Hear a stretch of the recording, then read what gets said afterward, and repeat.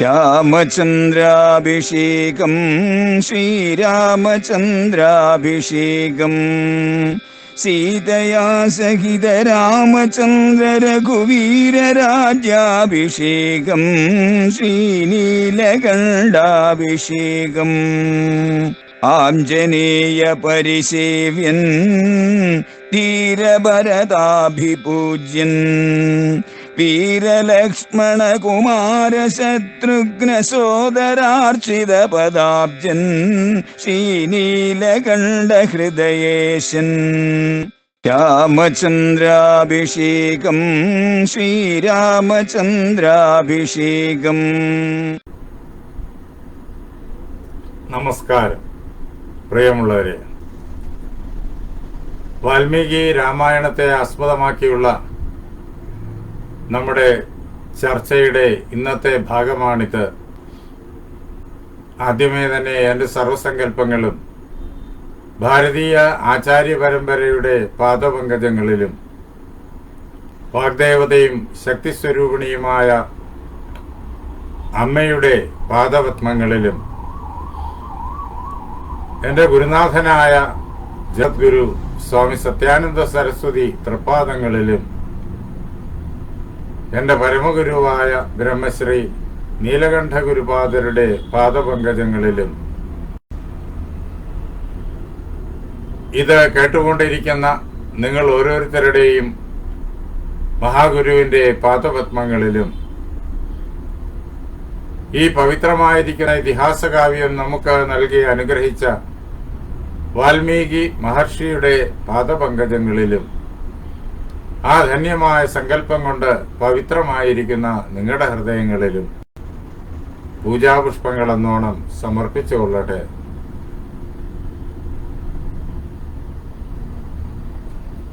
ശ്രീരാമചന്ദ്ര മഹാപ്രഭു വിശ്വാമിത്രനോടൊപ്പം മിഥിലാപുരിയിലെത്തി ജനക മഹാരാജാവിൻ്റെ സ്വീകാര സൽക്കാരങ്ങളെല്ലാം കൈക്കൊണ്ടു. സാക്ഷാൽ മഹാദേവൻ ജനകന്റെ കൊട്ടാരത്തിൽ വച്ചിരിക്കുന്ന ത്രയംബകം നേരിട്ട് കണ്ടു. ഗുരുനാഥനായ വിശ്വാമിത്രന്റെയും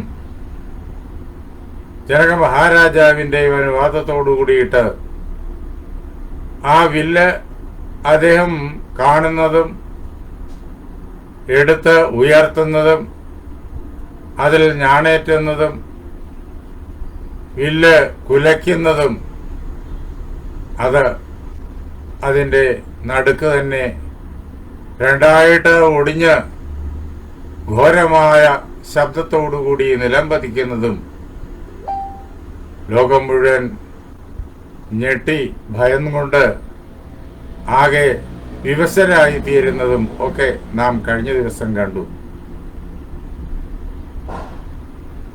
ജനക മഹാരാജാവിന്റെ പ്രതിജ്ഞയുടെ സഫലമായി തീരുകയാണ്. സീതാദേവിയെ ഈ വില്ല് എടുത്ത് കുലയ്ക്കുന്നയാളിന് മാത്രമേ ഞാൻ വിവാഹം കഴിച്ചു കൊടുക്കൂ എന്നതായിരുന്നു അദ്ദേഹത്തിന്റെ നേരത്തെയുള്ള പ്രഖ്യാപനം. അതിനുള്ള കരുത്ത് ഇതുവരെ ആർക്കും ഉണ്ടായില്ല. ഇപ്പോൾ ആദ്യമായി അങ്ങനെ ഒരു മഹാത്ഭുതം സംഭവിച്ചു കഴിഞ്ഞിരിക്കുന്നു. ജനങ്ങൾ വളരെയേറെ സന്തോഷിച്ചു, എല്ലാവരും സന്തോഷിച്ചു, വിശ്വാമിത്രൻ സന്തോഷിച്ചു. വിശ്വാമിത്രന്റെ അനുവാദത്തോടുകൂടി ജനക മഹാരാജാവ് അയോധ്യയിലേക്ക് തൻ്റെ മന്ത്രിമാരെ തന്നെ ദൂതുമായിട്ട് അയക്കുകയാണ്.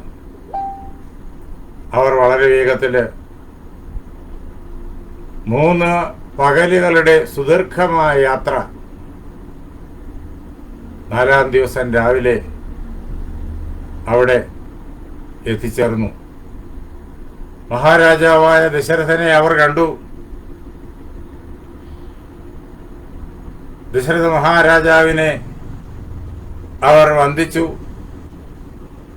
ഭക്തിയോടുകൂടിയിട്ട്,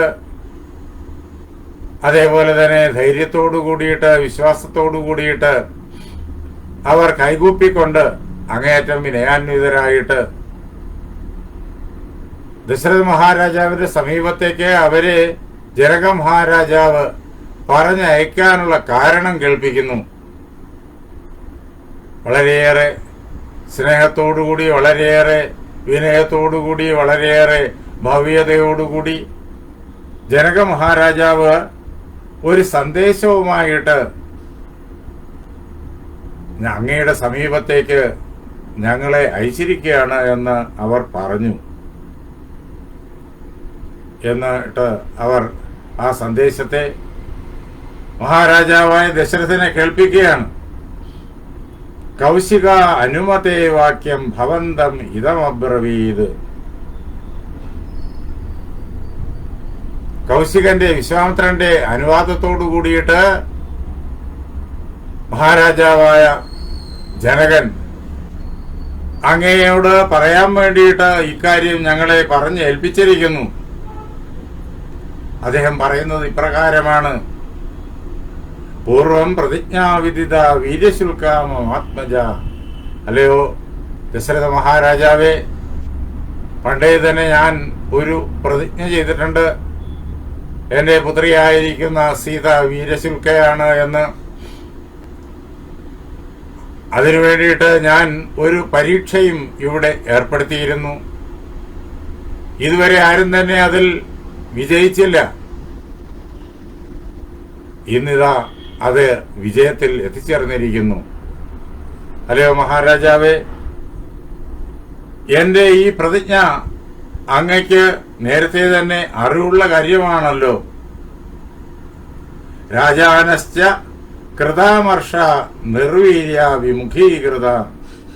അനേകം രാജാക്കന്മാര് ഈ പരീക്ഷയിൽ ഏർപ്പെട്ടിട്ട് ആകെ തകർന്ന് കോപത്തോടു കൂടിയിട്ട്, അമർഷത്തോടു കൂടിയിട്ട് തിരിച്ചു പോവേണ്ടി വന്നു. ഇപ്പോഴിതാ മഹാഭാഗ്യം സംഭവിച്ചിരിക്കുന്നു.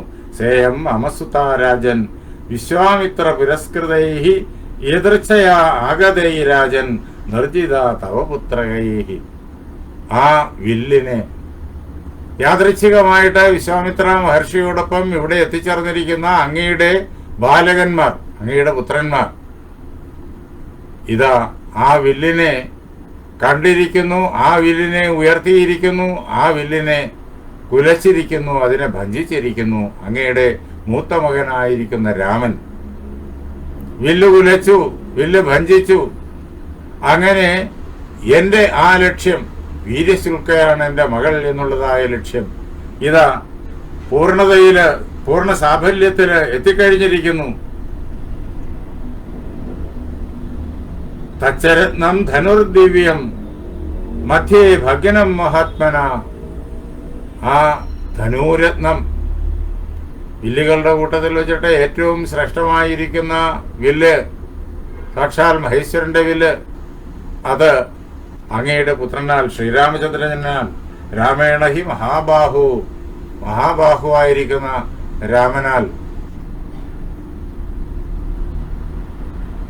അല്ലയോ മഹാബാഹു, അങ്ങയുടെ പുത്രനായിരിക്കുന്ന ശ്രീരാമചന്ദ്രനാൽ മഹത്യാം ജനസംസതി, അനേകം ആളുകളുടെ കൺമുന്നിൽ വെച്ചിട്ട് ആ വില്ല് ഇതാ ഭഞ്ജിക്കപ്പെട്ട് കഴിഞ്ഞിരിക്കുന്നു. എന്റെ പ്രതിജ്ഞ ഇതാ സാഫല്യത്തിലേക്ക് എത്തിക്കൊണ്ടിരിക്കുന്നു. ഇനി ഒരു കാര്യം കൂടിയുണ്ട് എനിക്ക് കർത്തവ്യമായിട്ട്. അസ്മൈതേയ മയാ സീത, വീര്യശുൽക്കയായിരിക്കുന്ന എന്റെ പുത്രി സീതാദേവിയെ എനിക്ക് ഈ ശ്രീരാമചന്ദ്രനായിട്ട് പത്നിയുടെ രൂപത്തിൽ നൽകേണ്ടതുണ്ട്. ആരാണോ ഈ വെല്ലെടുത്ത് ഉയർത്തുന്നത് അവർക്ക് സീതയെ നൽകും എന്നാണല്ലോ എന്റെ പ്രതിജ്ഞ. ആ പ്രതിജ്ഞ പൂർണ്ണമാകുന്നതിന് ഇനി ഒരു കാര്യം കൂടിയുണ്ട്. അല്ലയോ മഹാരാജാവായ ദശരഥ ചക്രവർത്തി, അങ്ങയോടുള്ള എന്റെ അഭ്യർത്ഥന, എന്റെ ആ പ്രതിജ്ഞയെ പൂർണ്ണമാക്കുന്നതിന് വേണ്ടിയിട്ട് അങ്ങ് തത് അനുജ്ഞാതമർഹസി, അങ്ങ് അതിന് അനുവാദം നൽകണം, അങ്ങ് അത് അംഗീകരിക്കണം, അങ്ങ് സന്തോഷത്തോടു കൂടിയിട്ട് അതിന് സമ്മതിക്കണം. അതിനു വേണ്ടിയിട്ട് ഞാൻ അങ്ങയെ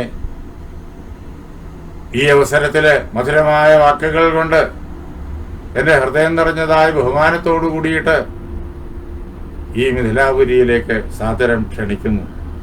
ശീഘ്രം ആഗച്ഛ ഭദ്രം തേ ദ്രഷ്ടും അർഹസി രാഘവു. അങ്ങ് എത്രയും വേഗം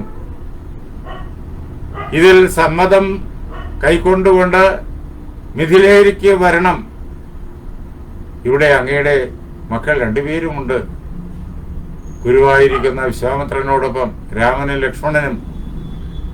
അവരെ രണ്ടുപേരെയും അങ്ങ് നേരിട്ട് കാണണം. അല്ലയോ മഹാരാജാവേ, അതിനായിട്ട് ഞാൻ അങ്ങയെ ക്ഷണിക്കുന്നു. അങ്ങയുടെ അനുവാദം, സീതയെ രാമന് നൽകാൻ വേണ്ടിയിട്ടുള്ള അനുവാദം, അതും ഞാൻ അങ്ങയോട് അഭ്യർത്ഥിക്കുന്നു.